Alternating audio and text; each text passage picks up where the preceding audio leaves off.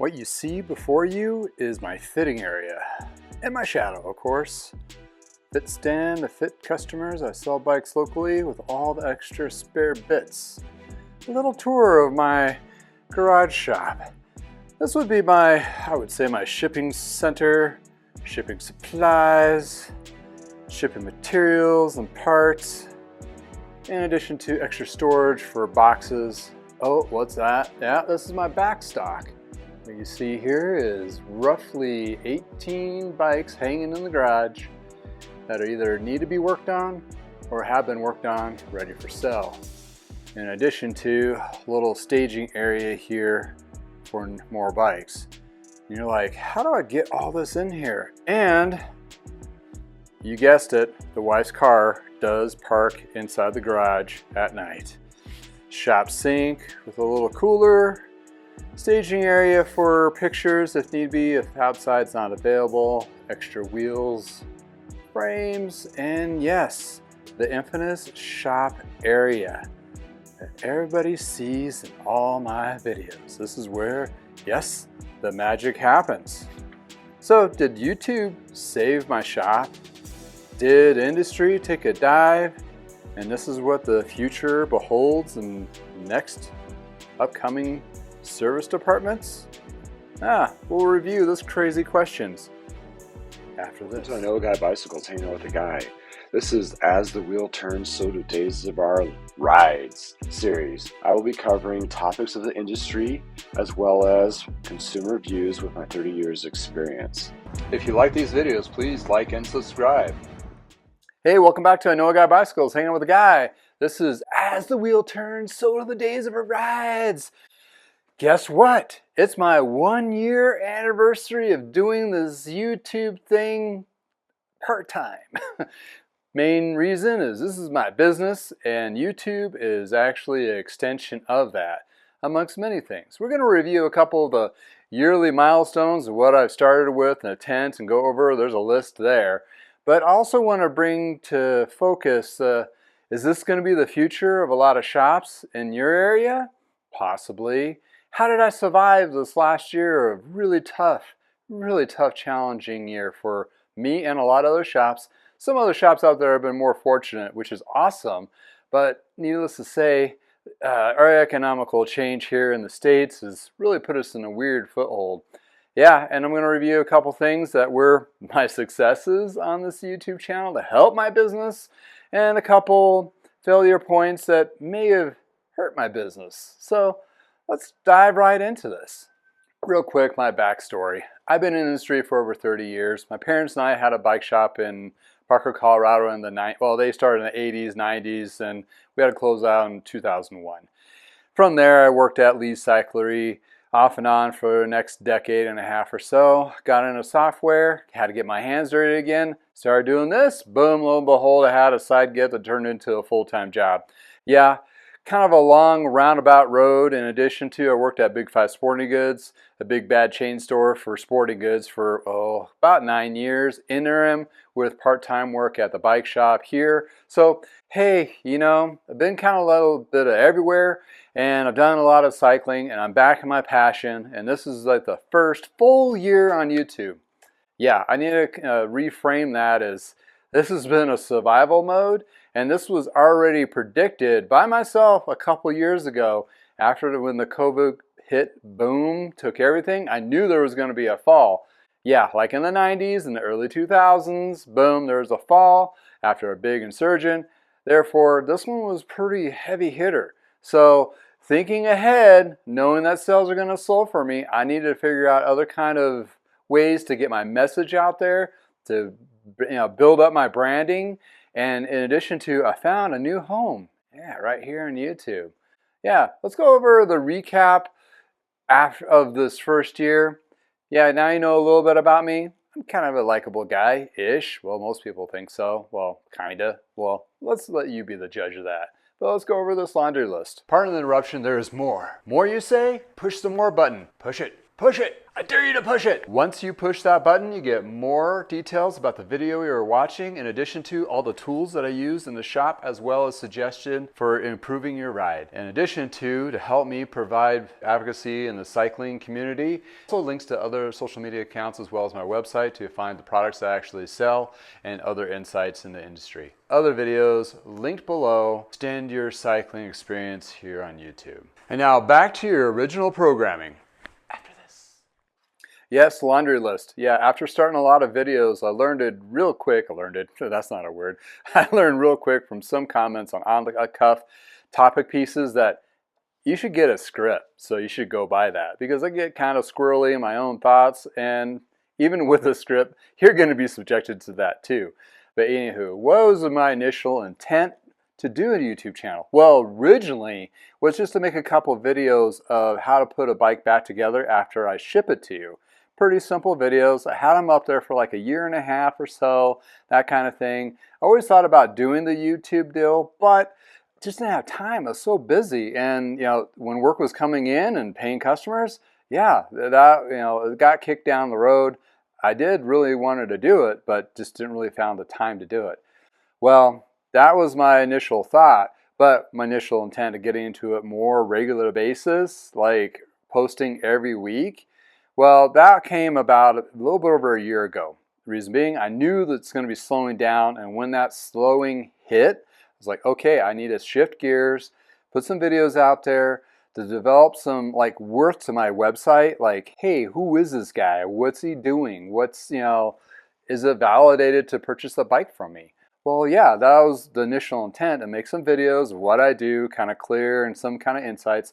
But when I did this learning kind of adventure, I found all these other people out there doing all sorts of different things within the cycling community, from adventure riders to such and such, and doing in-depth breaking down the parts and how-to videos. There's this huge landscape, more so than I saw or actually had any success with Facebook, Instagram, Twitter. I mean, those other platforms were fine to get some of the information out, but here on YouTube, it was like this. I saw an opportunity to do these things and get these messages, and in addition to build a community. We're learning all these learnings, thought about, hey, build a community on YouTube. Then everything else kind of followed after that about a month or so later. Well, to do it right, you got to learn the skills. Like any tool, you got to master the abilities, look up the videos too, just to figure out how to use those, right? Well, same thing for doing YouTubing. I mean, a lot of the phrase, to become a successful YouTuber, you got to be teaching YouTube. Well, I've saw a lot of different, I would say influencers out there that are teaching different things and peddling different deals and different styles and what have you. And I was just picking up gold nuggets along the way. And I came across one individual, Nick Nanami. I'm butchering his name, but he seemed like a pretty straightforward guy and had all these little gold nuggets here and there, as well as being entertaining. Well, the skill set I had to learn, it was quite different doing the mechanics and even bike industry and business in itself as a whole different can of worms. Yeah, you got your lighting you had to get into, you got to get mics, you got to do all this editing stuff and learning how to do placements, all these little tricks, right? So these skills had to be built upon and refreshed and honed in. I wouldn't say I didn't feel very comfortable on very strong videos until, I don't know, good 6-7 months into it. But I had mild successes and big successes, and it actually wasn't too bad, but I did put a lot of time into it, which hinders a negative amount of doing this stuff. So that leads to the unexpected challenge of how do you balance all this? Well, it is a challenge because, yeah, I'm recording and I figured initial intent was just to throw the camera up, shoot, and just throw it up there. Well, there's all these little things that I learned that you need to do that adds time to the equation. Editing, sound, all these things, right? Script. You know what I mean? It's all those things that were unexpected. That did take away from me doing repairs, getting those bikes out faster than I should. I'm a lot faster than you see me in videos. I'm just cranking right along. Well, it seems to be. But when you think about it, you shoot the video and you see me do these talks and intros, and I build the video up, and actually do the video. Then I have to go edit. I'm basically rewatching myself do it over again. So the time it takes me to do one thing actually doubled. So yes, that is the expense on my end, but I figure the outcome and the benefits would definitely pay off at some point. Maybe, kind of, sort of. Well, what was my proudest moments on YouTube? Well, for being part of any social media platform, for me, I had a goal, which was to be monetized, hitting that first 1,000 subscribers. Well, that didn't turn out to be that hard. I mean, it was a slow go, of course. Some people were lucky and boom, they got a video out there and they got all the subscribers. Well, it also was the time. I had 4,000 hours of like building up to be monetized. And monetized for me was not necessarily making money on videos, which is nice, but also you can add little things like merch shelves and other little benefits too, which is kind of, more of a benefit for me. Then also you're more legit, right? I mean, the website, you go to me, you see the website, oh yes, X amount of subscribers. He's actually a guy doing this and he's been around and he has some weight to that, right? Well, the proudest moment, proudest and my most failing moment. Let's just start with that. Yeah, all the talking heads out there definitely will tell you, you'll have that one video that will pop. And for some reason, you did everything right, and the timing is right, and you'll never remimic it again, but you'll have that one video pop. Well, lo and behold, it was a video that I didn't anticipate popping at all. I was trying to do a 3-tier type thing. A tech videos for people that wanted to just learn how to work on certain pieces of focus. Another one's a storyline like this old bike. And then one kind of like this, which is as the wheel turns, so the days are rides, a soap opera version, right? Bike shop, soap opera, retail, it all fits. And you got industry news and all that kind of stuff that I talk and touch about. Well, that was one of those pieces. And lo and behold, I was going out of town in a couple days on a family trip. So I'm like kind of rushing through this. And I did not have a script. And I'm just like, I had these bullet point ideas. Yeah, this is what I call the specialized video. You'll see it. It's the biggest one I have. Look it up. It's just insane because I just rambled on and rambled on and rambled on. I had an energy drink in my hand and people thought I was drunk. Okay. Over 100,000 views. I had over, it's something like 8,000 hours of watch time, which is insane. So I doubled the requirement in one video, almost got as many subscribers as needed to do in that one video. If I had that one video right out of the gate, boom, I already been monetized within the first week. But no, I had to wait till like 9 months later. Well, it was probably all those things that built up to it, but I stumbled onto it. Yes, this is my best video and biggest achievement on the video version, but I would say it's probably my biggest faux pas because there was no script. It was kind of all over the board, and it did strike a nerve. And there are some really good value points in there, but everybody thought I was like drinking and drunk off my butt. Kind of funny, but it was this energy drink. I was kind of tired from the night before, but I have a kid, life is just I'm trying to get out of town. You name it. That was my biggest success and failure, all in the same video, and I've been trying to chase that one ever since. What I've learned about myself on YouTube is like, well, apparently I like to talk to myself, is this is all just you and me and the camera. I mean, that's one of those things that apparently I jibber jabber, and I could talk for days about cycling stuff because I'm passionate about it, and I have a lot of years into it, and there's a lot of stories to be had, and that's what I learned about myself. And I actually love sharing those stories. Even when I'm working on a bike, I'm going, oh, this is weird and funky. This reminds me of something such and such. And, apparently there's an audience that kind of enjoys that. And the whole premise behind this idea concept was you just hanging out there with me in the shop. Like you're working on the next stand next door, like we did in the shop days and Parker Bikes days. We just talk about things randomly. Obviously, I specifically stick to more bike stuff than just like the latest movies or music or what have you. But there's some things that kind of cross over. And it's one of those deals where it's kind of cool to be able to talk about and be passionate about something and sharing it. This is like up there forever-ish. And, until they strike me and kick me out, I'm here. I'm sticking around.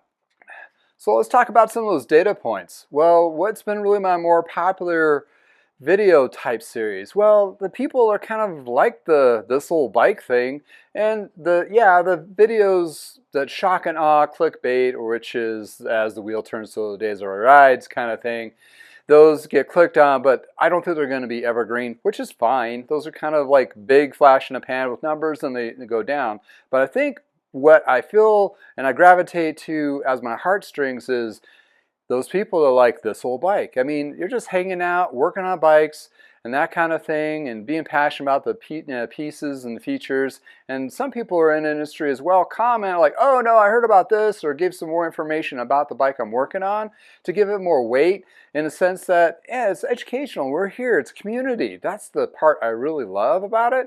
Technical videos are fine all day long in a sense, but it's not really a personal connection. Well, the growth challenges I've had for this year to get, people to subscribe, right? That's the whole YouTube platform, is people that wanted to be pinged and so forth. So if you're watching this and you like anything that you've seen before, please subscribe. That's probably the biggest challenge on the YouTube market, is getting people to watch your stuff and want to be notified when your stuff comes up because they're interested. Hopefully I'm interested enough to those who have watched the other, like Bike Farmer. He's really kind of taken off recently. And what was the other guy? He's a backpack commuter guy. It's like a Party Pace guy. I've watched a lot of his stuff. He has over 150, 160,000 subscribers. So I figured if those individuals can get a big net of that, and what I do is very, I wouldn't say similar, but it is kind of the same field, and I hope I provide an extra weight to those particular individuals out there. And it's like, I'm not jealous whatsoever, but I kind of am. But anyway, it's one of those things that I think we all can build this community together and work upon it and provide all those insights and entertainment and just be passionate about cycling. We could all do it, right? Maybe.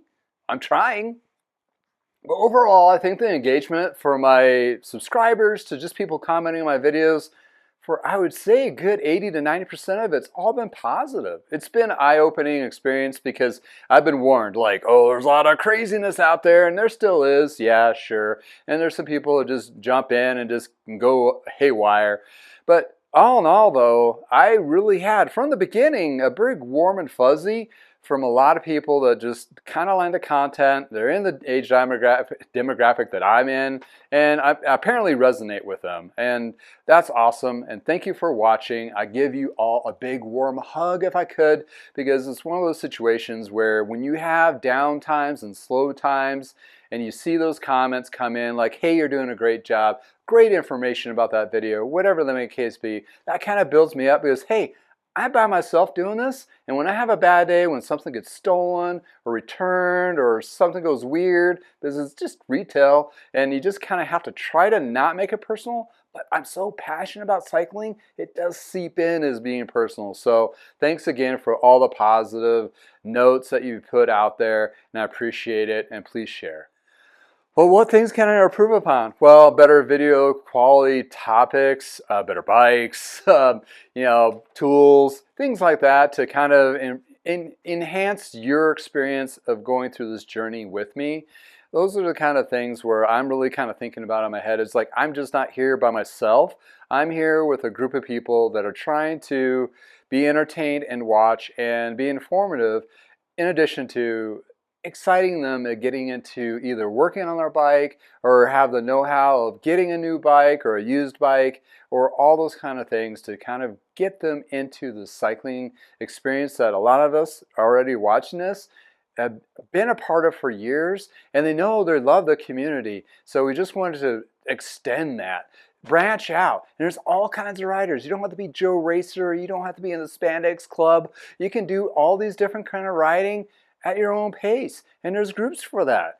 I love the slow roll concept. You just go out there, get on your bike, and just roll slow. So what's my goal for upcoming next year? I mean, that's a good one, right? Well, for me, it's kind of simple, and it's probably not as hard as you think. Because for myself, when I'm working on bikes, I can just think of 8 different videos. I'm just not shy on content whatsoever. I got ideas more than time, which obviously is the case. So, but the big things I would like to extend out is maybe bringing on more guests in a sense within the industry to give insights in addition to other things that are related to. And maybe collaborate with some other YouTubers. And also, I'd like to get you into actual shops and see my perspective and talk to shop owners and get their perspective. It's not all about the racers, which, you know, I'd be more than happy to talk to a couple of those and see how their effects, how they think they see their influences affect the actually cycling communities that we're actually living and breathing in. That might be a good point. And also bring out some of the old fossils of older people that have worked in shops and some of their stories. Yeah, I'm talking about that Bill West guy. If he's still alive, I'm going to go find him down, drag him to the camera, and actually pump him with so much coffee that he's going to be spew his stories on in. It's going to be definitely multiple segments because that guy has too many stories to talk about. So for those who started watching me for over a year, so here's to you. Yeah, this is just soda. Yeah, not drinking at a job. And all my videos, I'm sober. So if I seem to be drunk, you're seeing the Dean Martin version of the SNL drunk old uncle kind of perspective. Yeah, that came out of a lot of comments before. But anywho, thank you for hanging out with me. And it's one of those situations where can the shop survive? Right? Here comes to the front bullet point. Originally, you know, I did this to help me get through rough patches. It'd be nice to have a little bit of extra income through, yeah, ad revenue from YouTube. Also providing information, which is more important, and also validate what I do. And actually, if you see a bike that I'm working on, it may be on for sale, and that helps give that kind of, you know, warm and fuzzies if you bought the bike and you're like, oh, I saw a video of you detailing it or doing a certain such thing of my magic when I work on them. That's kind of cool, right? I don't think you'd get that when you buy anything used, but anywho, it's one of those things. I'm trying to validate my current business, build upon it, also dive into YouTube and develop that balance between the two. Yeah, and there's different ways to making money on YouTube, not just monetization. It's like, you know, the t-shirts that people have purchased, thank you for purchasing those. I get a little bit of cut of that. Actually, my mother-in-law, she actually comes up with these graphics. She's into cycling, she loves it, and she's a graphic artist, so she does, or something like that. I forgot what her title was. Designer, I think it was. But anyway, she comes up with these fun little designs, and there's more to come. And, you know, for me to do a kind of Patreon kind of thing, I don't want to just take people's money and not give them something back. So there's not going to be that. And there's going to be, you know, there's that option of doing kind of a membership kind of thing. I thought about that, but I don't really see exactly how that would play out, except for one idea, and I'm going to pitch this right now. The only thing I would think to be able to buy a, you know, subscription to my channel and extra insights would be basically if you wanted to work in the industry. There's a big hole right now out there because Barnett's closed down, other schools are struggling. So there's really no like clear path of understanding. And if I could build up a class program through certain videos, this is how 101, how to work on bikes, how to become a service manager, how to manage a shop, all those kinds of other insights that, you know, are not just that readily available out there anymore. Because when I was in the bike shop days, or back in Parker Bikes days in the 90s, I tried to find retail information specifically for bike shops. There was nothing. And the only way to lead in a lot of people in is through Barnett's, which is kind of over tech school. And they didn't really dive into good or even great information about getting people into the cycling industry. Okay, there's really no money in cycling industry in the sense to make a huge career, so six-figure ideas are out the window unless you become really big, like a multiple chain bike shop. And even then, that's kind of by sheer luck in the seat of your pants. So when you're looking at the smaller micro level of being a garage shop like myself, it's more passion-driven than dollars. In addition to you'll find yourself with heartache, with burnout, not getting paid enough, no benefits, and those kinds of things. There are some things that you can go in that direction now. There's become open windows for that. Yeah, specialized corporate stores and Trex corporate stores provide those benefits and growth, which is kind of a double-edged sword. Like, you want to be independent, but you got to go that direction to make money. That wasn't even around back in 2004 and 2005. I had to leave the industry for a little bit because of that, because I hit the glass ceiling and I had nowhere to go to keep further and developing. That's why I ended up at Big 5 Sporting Goods. I was in line to become a regional supervisor before I left. So I had opportunities to go up, and the pay was a lot better, and the benefits was even to match. So, cycling world is kind of hard to work in, and not to get discouraged, because when you're working in a bike shop and you're only making enough to get by, you can't afford to buy those bikes that are new, even at employee purchase. It just doesn't work. So that's the only thing I'm thinking about. I know I get long-winded on this, but the only thing I could figure if it would be worth a value to charge is actual instructor class. Before I can actually get to that, though, I need to be more financially stable on YouTube to support that concept. So the horse before the cart, or the chicken across the road, you name your analogy. I'm full of them all day long. Dad jokes. I'm a dad twice, so it's just me.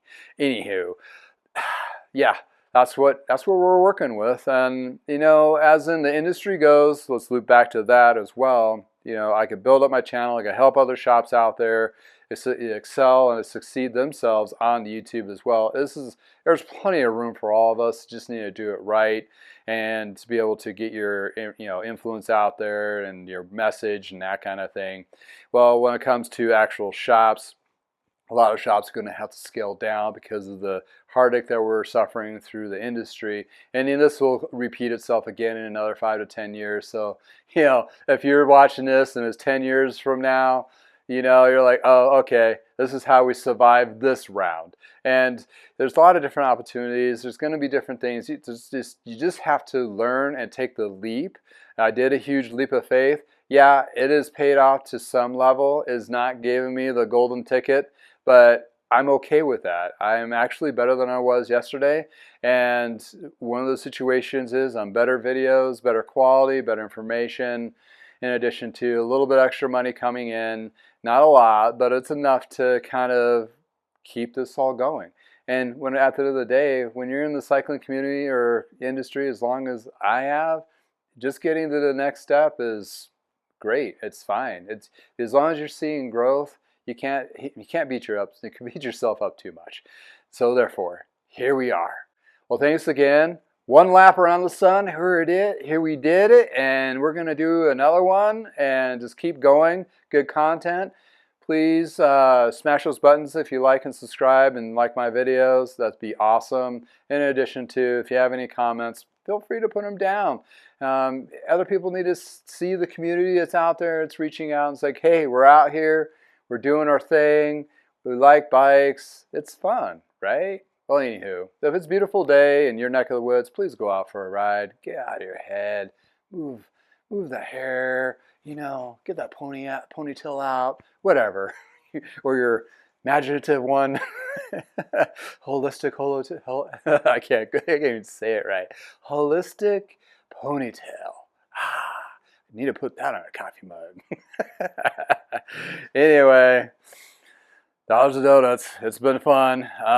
Let's do it again, but need to sell more bikes next year, which I'm sure will come around and do more service. But at the end of the day, I really enjoy doing this, and thank you so much for hanging out with me in the garage. Until next time, have a wonderful day.